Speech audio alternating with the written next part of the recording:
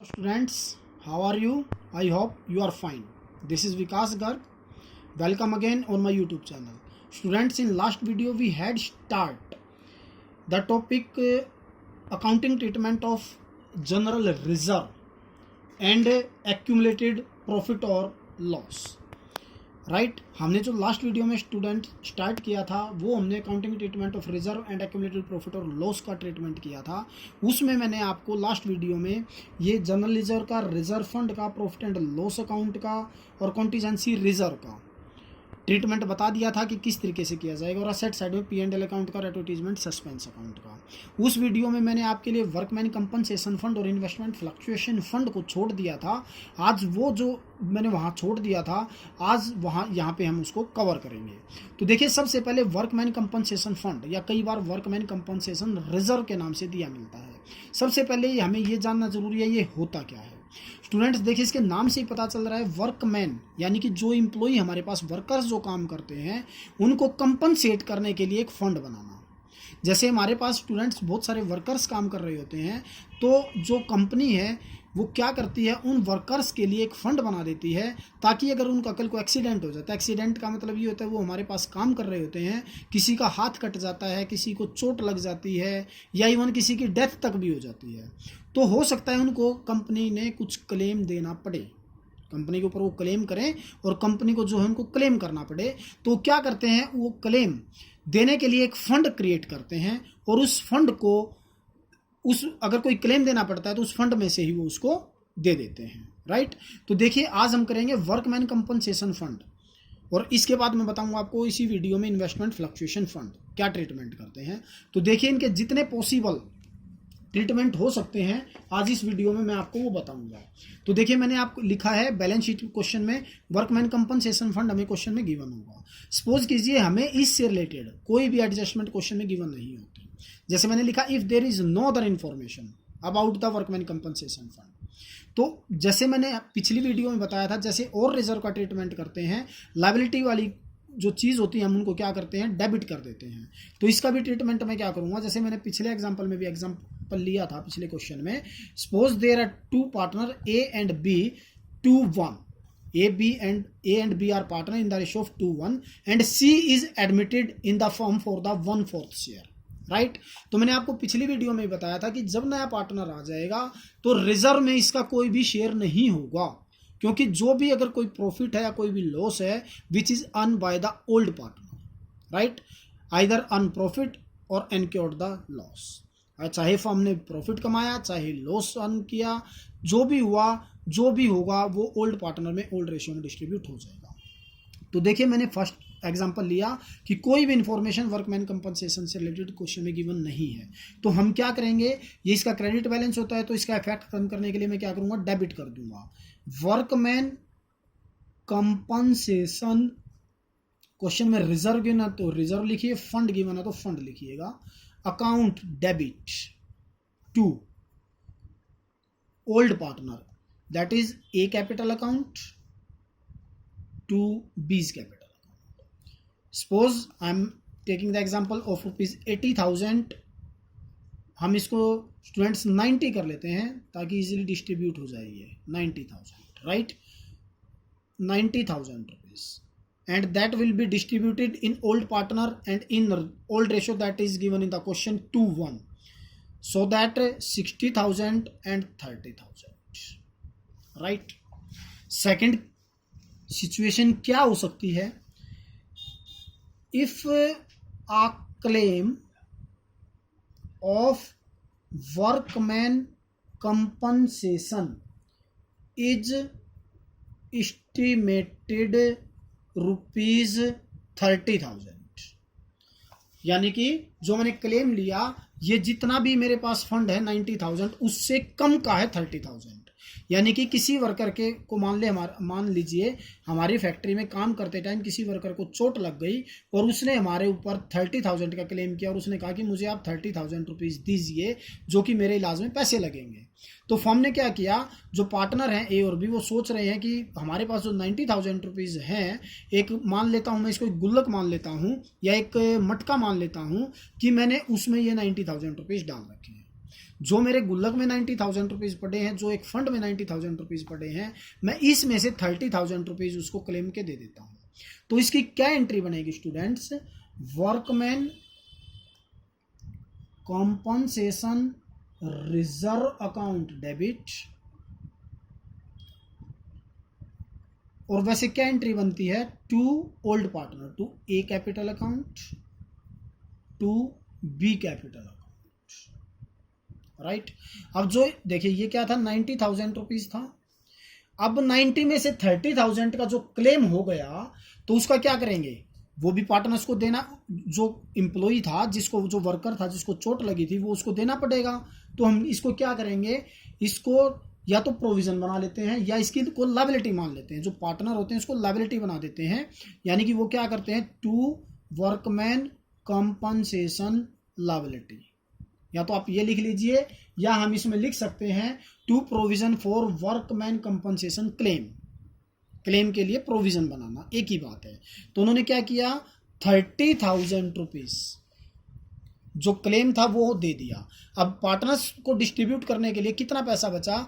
90 का टोटल था, 30,000 क्लेम दे दिया, तो जो 60,000 बच गए which is distributed in the 2:1 ratio. जो 60,000 हो जाएंगे, अगर हम उनको डिस्ट्रीब्यूट करेंगे तो ये आ जाएंगे 40,000 एंड 20,000, राइट। अब एक और सिचुएशन में लेता हूं स्टूडेंट्स, थर्ड सिचुएशन। अब मान लो if a claim of workman compensation is estimated ₹90,000, यानी कि जितने का हमारा फंड था उतने का ही हमारा क्लेम है। एक दूसरा वर्कर था, उसको और ज़्यादा चोट लग गई, तो उसने क्या किया? हमारे ऊपर 90,000 का क्लेम डाल दिया। उसने हमसे 90,000 रुपये मांगा कि मुझे चोट लग गई है, मुझे इलाज कराने के लिए आप पैसा दीजिए। तो हमारे पास जो फंड में पैसा पड़ा था 90,000, हमने क्या किया? उसको दे दिया। तो मेरी एंट्री क्या बन जाएगी? Workman compensation reserve account debit. अब देखिए बांटने के लिए पार्टनर्स के पास कुछ भी नहीं है, क्योंकि 90,000 का फंड में पैसा पड़ा था, 90,000 का ही क्लेम है। तो मैं क्या करता हूं? To provision for workman compensation claim. अभी मैंने आपको ऊपर वाली एंट्री में बताया था, आप वर्कमैन कंपनसेशन लायबिलिटी भी लिख सकते हैं इसको, या फिर to provision for workman compensation claim भी लिख सकते हैं। एक ही बात है, सिमिलर थिंग। 90,000 मैंने दोनों लिख दिए हैं, आपको जो भी वर्ड लिखना हो वो आप लिख सकते हैं, कोई प्रॉब्लम नहीं, राइट। अब नेक्स्ट एक और सिचुएशन में लेता हूं स्टूडेंट्स, फोर्थ सिचुएशन लेता हूं। If a claim of workman compensation is estimated, यानी मैं 90,000 से ऊपर का लेता हूं। सपोज कीजिए मैंने 1 लाख रुपीज ले लिया, जो क्लेम है वो 90,000 से ऊपर का है। यही पॉसिबल सिचुएशन हो सकती है स्टूडेंट्स। मैंने अभी तक 4 सिचुएशन ली। सबसे पहले जो सिचुएशन ली थी उसमें कोई भी इंफॉर्मेशन नहीं थी, तो मैंने क्या किया? जो 90,000 का पार्टनर्स के पास फंड पड़ा था उन्होंने अपने अकाउंट्स में ट्रांसफ़र कर लिया। सेकंड जो सिचुएशन ली मैंने 90,000 से कम की ली, 30,000 की ली थी। 30,000 क्लेम डिस्ट्रीब्यूट कर दिया and remaining 60,000 will be distributed in old partner in their old profit sharing ratio. जो थर्ड सिचुएशन ली वो इक्वल टू द फंड ले ली, यानी कि पार्टनर्स के पास बांटने के लिए कुछ भी नहीं बचा। और जो फोर्थ सिचुएशन ले ली वो मोर देन फंड ले ली, जो भी हमारे पास पैसा फंड में है उससे ज़्यादा की सिचुएशन ले ली। तो अब हम क्या करेंगे स्टूडेंट्स? देखिए हमारे पास क्लेम कितने का? 90,000। Workman compensation reserve account debit 90,000 rupees. मैं इसको 120 मान लेता हूं स्टूडेंट्स, जो कैलकुलेशन है वो इजी हो जाएगी। मान लो क्लेम 1,20,000 है, workman compensation reserve account debit 90,000। अब हमने लायबिलिटी कितने की हो गई हमारी? वर्कमैन कंपनसेशन लायबिलिटी या क्लेम कितने का है? 1,20,000 का, राइट। 90,000 रुपीज़ का हमारे पास टोटल क्लेम है और हमें जो क्लेम देना है, जो फंड है मेरा 90,000 का है और जो क्लेम देना है वो मुझे 1,20,000 का देना है। तो पार्टनर्स के पास तो बांटने के लिए कुछ है ही नहीं स्टूडेंट्स। तो मैंने आपको लास्ट वीडियो में बताया था एक रीवैल्यूएशन अकाउंट होता है, मैंने आपको सिखाया था ये कि रीवैल्यूएशन अकाउंट क्या होता है। अगर आपने नहीं सीखा है तो आप मेरी पीछे जाके वीडियो देखिएगा और उस वीडियो से इसको ज़रूर सीखिएगा कि ये रीवैल्यूएशन अकाउंट क्या होता है। तो रीवैल्यूएशन अकाउंट से हम क्या कर देंगे, जो 30,000 है वो हम रीवैल्यूएशन अकाउंट यानी कि जो बिजनेस का लॉस हो गया है तो उससे हम इसको चार्ज कर लेंगे। इसके बाद आता है स्टूडेंट्स इन्वेस्टमेंट फ्लक्चुएशन रिजर्व या इन्वेस्टमेंट फ्लक्चुएशन फंड। देखिए इन्वेस्टमेंट फ्लक्चुएशन रिजर्व बनाने की नीड क्यों होती है। हम क्या करते हैं स्टूडेंट्स, एक जो बिजनेस होता है वो मार्केट में पैसा इन्वेस्ट करता है और उस इन्वेस्टमेंट करने के बाद जैसे मान लो सपोज कीजिए एक इन्वेस्टमेंट कर रखी है, मान लो वो कर रखी है 4 लाख रुपीज़ की, राइट। हमारे पास इन्वेस्टमेंट फ्लक्चुएशन रिजर्व है। फ्लक्चुएशन का मतलब होता है अप एंड डाउन, उतार और चढ़ाव। यानी हमने क्या कर रखा है 4 लाख रुपए की जो इन्वेस्टमेंट कर रखी है। अब अगर मार्केट वैल्यू इसकी कम हो जाती है यानी कि कोई लॉस हो जाता है तो फर्म की वर्किंग कैपिटल पे इफेक्ट ना पड़े तो उससे बचने के लिए फर्म क्या करती है, इस फंड को क्रिएट करती है। If the market value of investment is decrease then loss will be cover from the investment fluctuation reserve, right. तो मैं एक सिचुएशन लेता हूं, वही जो अभी बताई थी। Suppose if there is no other information, अगर कोई अदर इंफॉर्मेशन नहीं है, कोई अदर इन्फॉर्मेशन नहीं है तो जैसे अभी मैंने आपको बताया था वर्कमैन कंपनसेशन रिजर्व को या फिर उससे अलग कोई जो रिजर्व मैंने डिस्ट्रीब्यूट किए थे उसी प्रकार से मैं वही एग्जांपल लेता हूं। A and B are partner in the ratio of 2:1 and C is admitted for the 1/4 share in the profit. तो कोई भी इंफॉर्मेशन नहीं है तो मैं क्या डिस्ट्रीब्यूट करूंगा, investment fluctuation reserve account debit to old partner to A's capital account to B's capital account. Suppose 3 lakh rupees हैं, कोई इन्फॉर्मेशन नहीं है तो 2 और 1 की रेशियो में ए में और बी में डिस्ट्रीब्यूट हो जाते हैं। ऐसे ही फिर वही second case, if market value